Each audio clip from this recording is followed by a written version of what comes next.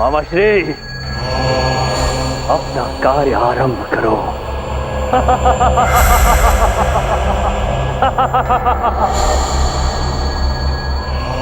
जाओ मामा श्री।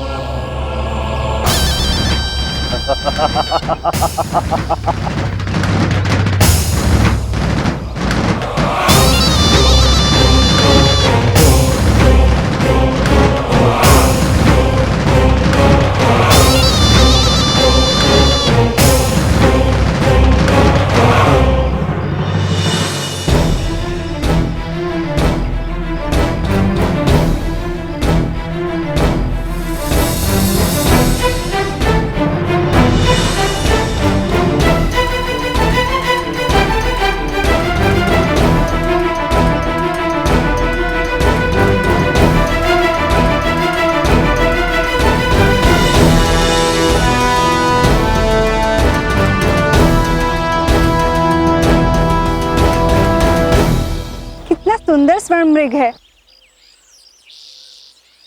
आर्या, आर्या, आर्या शीघ्र बाहर आइए।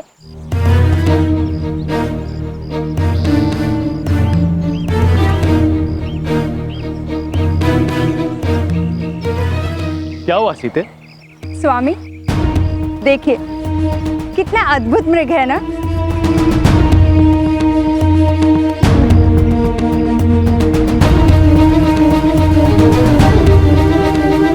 भ्राताश्री, मुझे किसी तरह का छल लगता है। सुना है मारीच नाम का असुर किसी भी प्रकार का रूप धारण कर सकता है। ये एक असुर है जो वन में आखेट पर आए राजनों के साथ छल कर उनका वध करता है। स्वामी, मुझे वो मृग चाहिए और आपको उसे मेरे लिए लाना ही होगा। मैं उसे लेकर अयोध्या जाऊंगी। इस विचित्र मृग का अंत अनिवार्य है, फिर वो चाहे सीता की इच्छा के लिए या उस असुर मारीच के छल के अंत के लिए। मुझे इसके पीछे जाने दीजिए, मैं आज स्वयं इसका अंत करूंगा। नहीं लक्ष्मण, ये मेरा कर्तव्य है। तुम यहीं रहकर सीता की रक्षा करो। मेरे जाने के पश्चात यदि यहाँ कोई संकट आए तो सीता की रक्षा के लिए तुम्हारा यहाँ उपस्थित होना आवश्यक है। कुछ भी हो जाए, तुम सीता को अकेले छोड़कर मत जाना।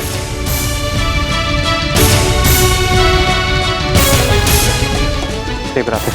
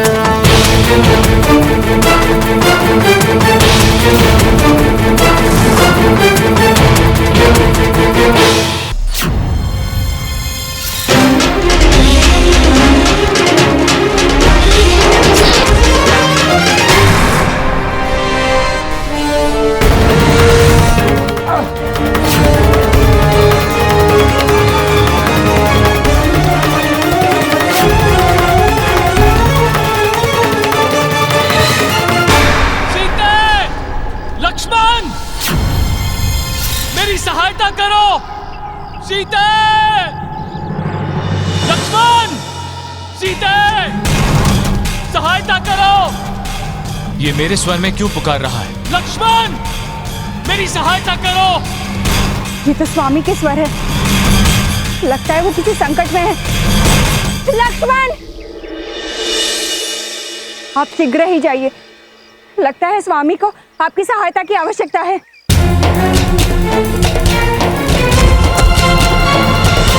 अवश्य कोई छल है। मैंने कुंडली बना ली है। कृष्ण का जन्म भाद्रपद के कृष्ण पक्ष की अष्टमी की मध्य रात्रि रोहिणी नक्षत्र के अंतर्गत हुआ था। छोटी मैया, आपने कभी बताया नहीं कि मैया के नाम पर पूरा एक नक्षत्र है। हाँ बलराम। नंदराज जी, आप कृष्ण का जन्मोत्सव कल मध्यरात्रि से शुभारंभ कर सकते हैं, परंतु एक बात का स्मरण रहे कि जन्मोत्सव 2 घड़ी तक ही होना चाहिए। तत्पश्चात नक्षत्रों की स्थिति बदल जाएगी। किंतु पुत्र कृष्ण, तुम्हें यह स्मरण रहे, जब तक जन्मोत्सव चलेगा तुम्हें भोजन ग्रहण नहीं करना है।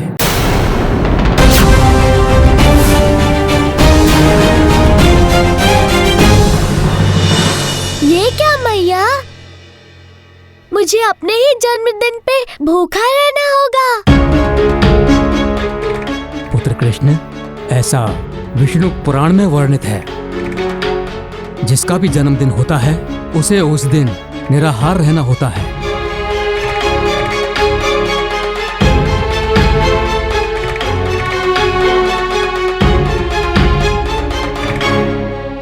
अरे लल्ला, तू उदास मत हो। तेरा उपवास रहेगा तो मैं भी उपवास रहूंगी। जब तू कुछ नहीं खाएगा तो मैया कैसे खा सकती है? जन्मोत्सव के पश्चात आप दान भेंट आदि भी कर सकते हैं। दिन का शुभारंभ गणेश पूजन से किया जाएगा। उसके पश्चात शिव रुद्र पूजन और इष्ट देव पूजन किया जाएगा। जैसा आप कहें पुरोहित जी, आप पूजन की तैयारी आरंभ कीजिए। और एक महत्वपूर्ण बात, देखिए नंदराज जी, कृष्ण अब 5 वर्ष के हो गए हैं और बलराम 6 वर्ष के हो गए हैं। जन्मोत्सव के पश्चात इनके गुरुकुल जाने की तैयारी प्रारंभ कीजिए।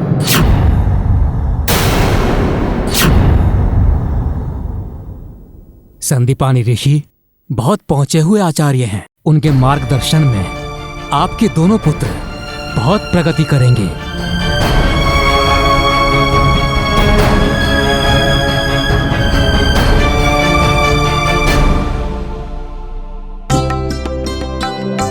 बलराम, कृष्ण, तनिक बाहर जाकर खेलो।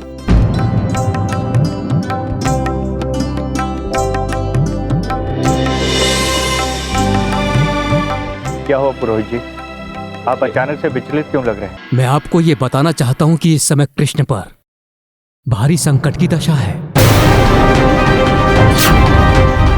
आपको उसका ध्यान रखना होगा। ये आप क्या कह रहे हैं ऋषिवर? ये मैं नहीं, कृष्ण की कुंडली बता रही है। ये समय चिंतित होने का नहीं है, सावधानी बरतने का है। बस मेरा यही सुझाव है कि इस समय कृष्ण को अकेले कहीं मत जाने देना। वैसे तो कृष्ण की कुंडली प्रबल है, परंतु सावधानी रखने में ही भलाई है। आप यही प्रयास करें कि कृष्ण को अकेला ना छोड़ें।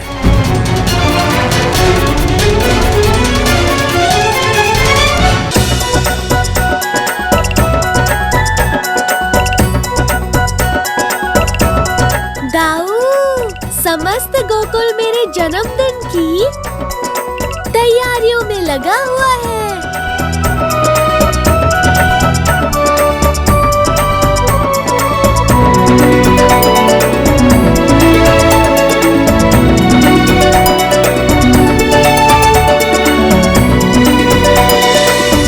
बहुत दिनों बाद गोकुल में सब इतने खुश है दाऊ। क्यों नहीं होगा, सबके लाडले कान्हा का जन्मदिन जो है। दाऊ, कहीं आपको ईर्ष्या तो नहीं हो रही? भला मुझे क्यों होगी ईर्ष्या? स्नेह से कोई हानि नहीं होती कान्हा। इसीलिए दाऊ, मैं नहीं चाहता कि इनको कभी भी सत्य का ज्ञात हो, अन्यथा ये प्रेम और स्नेह भक्ति में परिवर्तित हो जाएगा। मैं इन सभी के साथ एक साधारण मनुष्य की भांति रहना चाहता हूँ, माखन चुराना चाहता हूँ, उनकी डांट खाना चाहता हूँ। वो तो है, चुरा कर माखन खाने से बड़ा कोई सुख नहीं है संसार में।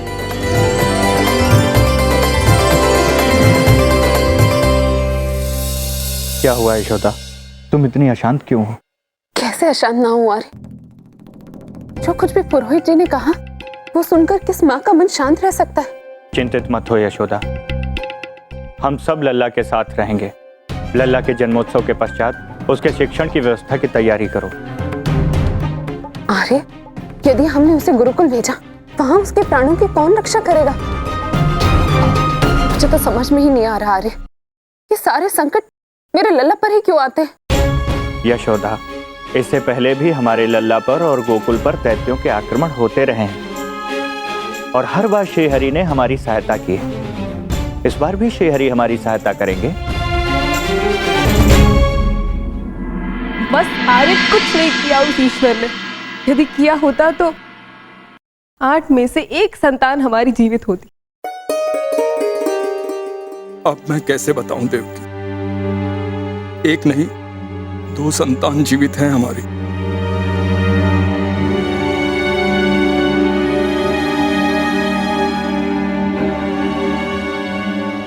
अगर आज हमारी 8वीं संतान जीवित होती तो हम उसका 5वां जन्मोत्सव मना रहे होते। धैर्य रखो देवकी। कैसे धैर्य रखूं मैं? आज 8 संतानों को जन्म देने के पश्चात भी मेरी गोद तो सूनी है। कहते हैं एक संतान माता के जीवन में उसका सबसे बड़ा सहारा होता है। फिर क्यों विधाता ने मेरे एक एक करके 8 सहारे छीन लिए? आपको याद है जब कंस ने हमारी 8वीं पुत्री का वध किया था, तब एक आकाशवाणी हुई थी, हे दुराचारी कंस, तू मुझे क्या मारेगा? पहले अपनी गति तो संभाल ले। संसार को तुझसे त्राण देने वाला इस संसार में जन्म ले चुका है। कि कंस के काल का जन्म तो हो चुका है, वो जीवित है। आर्य, यदि ऐसा है तो ईश्वर ने हमारी संतानों के साथ ऐसा अत्याचार क्यों किया? हमारी 8वीं संतान पुत्री नहीं पुत्र था देवकी। अवश्य ये बालक कंस का काल है वासुदेव। इसका जन्म एक महान लक्ष्य के लिए हुआ, परंतु इस लक्ष्य को प्राप्त करने के लिए प्रारंभिक मार्ग तुम्हें बनाना पड़ेगा। तुम्हें शीघ्र, अति शीघ्र इस बालक को कारवास से निकालकर यमुना नदी के पार गोकुल पहुंचाना है। देवी यशोदा, आशा करता हूँ आप इसका ख्याल रखेंगे। आज से संसार इसे मेरे नहीं आपके नाम से जानेगा। मुझे क्षमा कर देना, मैं तुम्हें सत्य नहीं बता सकता क्योंकि ये तुम्हारी सुरक्षा के लिए आवश्यक है।